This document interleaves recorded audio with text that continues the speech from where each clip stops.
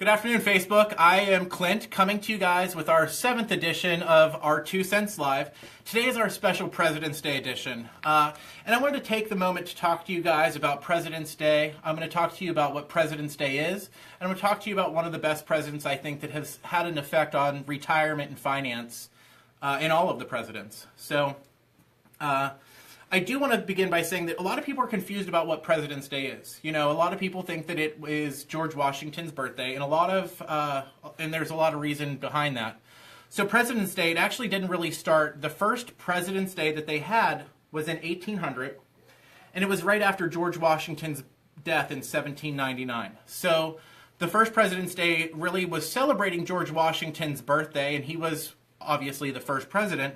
It wasn't until later on that they realized that they wanted to use it as a holiday to not just honor George Washington, but honor all of the past presidents' accomplishments. So it wasn't actually, though, until 1791 is whenever they started they moved it from George Washington's birthday to the third Monday in February. And the reason they moved it to that Monday was because they wanted to be able to give more people off, and they wanted to be able to have more 3-day weekends for the workforce. So it wasn't really an official holiday, though, until 1870s. So from 1870 until 1971, it was an official holiday, but they moved it in 1971. So I want to talk to you guys about FDR, Franklin Delano Roosevelt. He was the 32nd president of the United States, and he was in office from 1933 until his death in 1945. So he had tons of accomplishments, right? I'm going to sum up a few of them. I'm not a history buff, but I do want to share some of these things with you guys. So he had started the National Industrial Recovery Act of 1933. Its whole goal was economic reform. Now, if you think back, and if you know anything about history, the 1930s is not a good time for the United States. We were in the Great Depression, and that was whenever he took over office. His first 100 days in office was from March 19th to June 16th. And that was whenever he was concentrating on immediate relief. He wanted to fix the economy and help the American people. And this is actually where the quote, "The only thing we have to fear is fear itself." It came from his inauguration in 1933. So I'm sure a lot of you have heard that quote in the past. The only thing we have to fear is fear itself. So he started many things. One of the things was the Emergency Banking Act. Out of that came the FDIC. Anyone who's gone to the bank, you see those little logos that say FDIC, the Federal Deposit Insurance Commission. He also now although Hoover had started unemployment, Hoover was the president right before him, FDR did update it and change it to the Federal Emergency Relief Administration.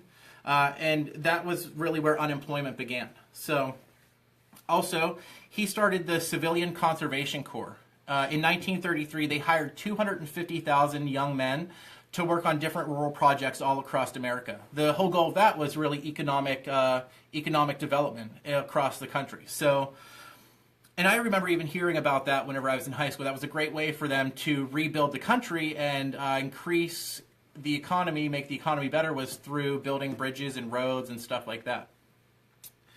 So the other thing that he did was he also repealed prohibition. That was one of the things that he promised whenever he was running for office. So FDR was also the governor of New York before he ran for office.